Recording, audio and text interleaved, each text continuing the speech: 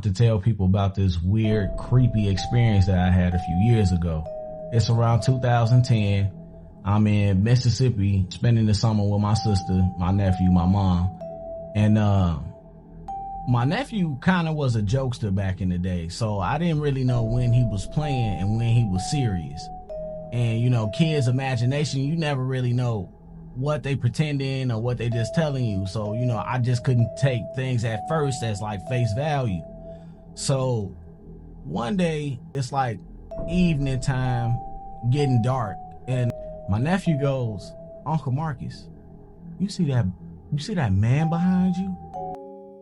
And I'm looking around like, "Nah, he gotta be playing right now." Like, "What man?" "It's like that man behind you. You don't see him?" I'm like, "No, I don't see him." He was like, "Well, he there." I'm like, "Oh, okay, maybe my nephew got a little, wild imagination going on, nothing too big." He was a prankster. I couldn't, he'd be like, "I'm just playing with you" at any second. So it's just one of them things. I thought he was just waiting for it to be like, "I'm just playing for you," but he never did that. So the next day, my nephew, my mom, my sister leave, and it's just me at the house. Now I'm watching a basketball game. I'm into it. Bulls gonna go crazy today. And I got like a drink in a cup on the table. I only had like a few ice cubes in it or whatever. But the first thing happens, like the cup, I hit like the ice drop. Ain't no liquid in the cup. I just drunk everything that was in there. So I'm like, okay, that was a little weird, nothing too bad. Then like not even 10 minutes later, I'm back into the game. Now this time, the whole cup moved. And I'm looking like, did my nephew? Nah, he couldn't be. But at the same time, I'm getting that weird feeling like, somebody's watching you type of thing. So I'm like, all right, you know what? I'm just going to go outside, go play some football, just wait till everybody come back and tell them what happened. Later that night, I tell them what happened. And of course, my mom, my sister, and my Auntie Jean was there. But she was like, why you leave the house? You locked yourself out. I'm like, yeah, I meant to do that. She said, what happened? I'm like, the cup moved by itself. And everybody else like, the cup moved by itself. No cup move. And then my nephew goes, it was that man, wasn't it? And I'm looking at him like, I think he really serious about this person that he talking about. And then he was like, and if you smell him, he smelled burnt. I was like, what? And then my Auntie Jean was like, I have been smelling like a smell of like burnt flesh, but I thought I was just me going crazy. Now I'm like, oh no, he might be like for real though. So literally the next night, my nephew go again. That man is. Now I'm looking around like, where he at? He was like, he burnt. He smell funny. Ugh, he look ugly. I'm like, at this point, I'm like, I don't think he imagining this now.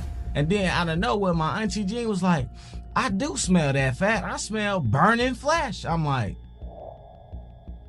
oh my goodness, bro. Like, I'm not equipped for this. So the next day, I tell my friend Jay about it. And, I'm thinking like, I'm just venting and just telling her like what weird stuff going on. And then she tell me like, did your nephew say that it was a burnt man? I'm like, yeah. You know about the burnt man? She was like, yeah. When I was a kid, me and my brother would get chased out the room all the time. And we'd have to sleep in the room with my mom because we was that scared. So I'm like, me being me, I can't just sit there and just, I wouldn't say accept facts, but I got to look more into it. So I'm like Scooby-Doo in the game. I got a clue. I'm finna follow it. So I go around talking to people through the projects or whatever, a couple old heads, a few people around my age that been staying there all their lives. And I got other similar stories about this burnt man. So I'm like, okay, so everybody is experienced this weird dude, spirit or whatever it is, and ain't nobody really talking about it. And they was like, well, we don't talk about things like that. I'm like, well, I'm finna find out. So I go to the little library, whatever, and you can go into the like where the plots were made and who was there before the plots. So we do a little bit digging or whatever. It wasn't that hard. It was all on the computer. We found out that one, the projects is built on an Indian burial ground. So it will only make sense that, all this weird stuff going on anyway. And then two, I found out that a lady back in the day knew the person that was basically burnt. So she said what's so crazy on a Halloween night that all of the lights went out and he was the only janitor there.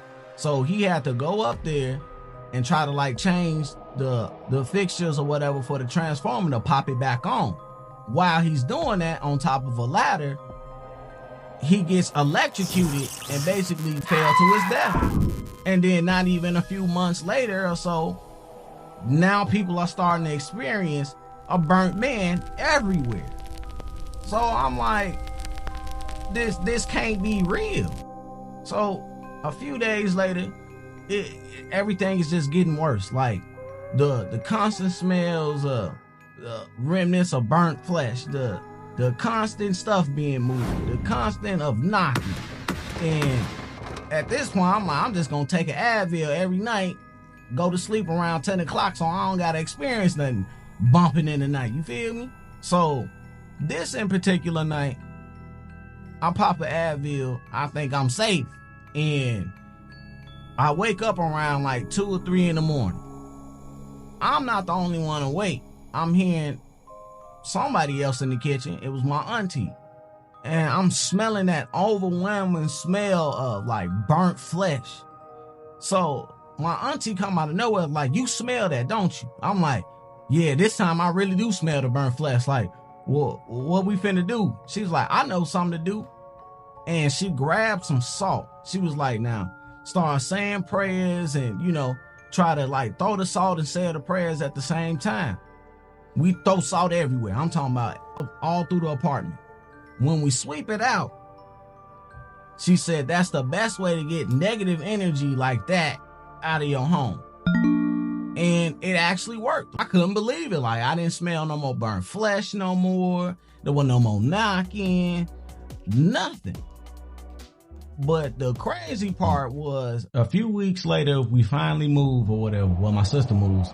And my nephew comes to me and was like, hey, uncle, could you come with me to grab a few of my toys? So I go with him.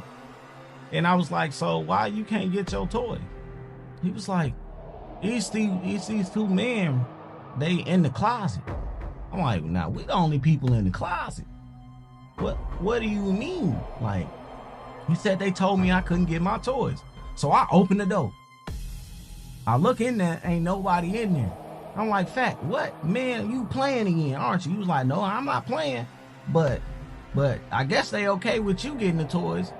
So as I close the door, I get that, the hair standing on the back of your neck feeling.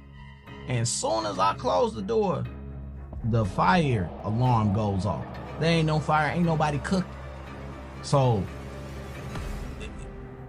at this point, I'm just I don't know what to do. I thought we got rid of the last one with the salt and stuff. I didn't expect this to happen. Creepy stuff, bro. I'm gonna make a part 2. Ready or not, here I come.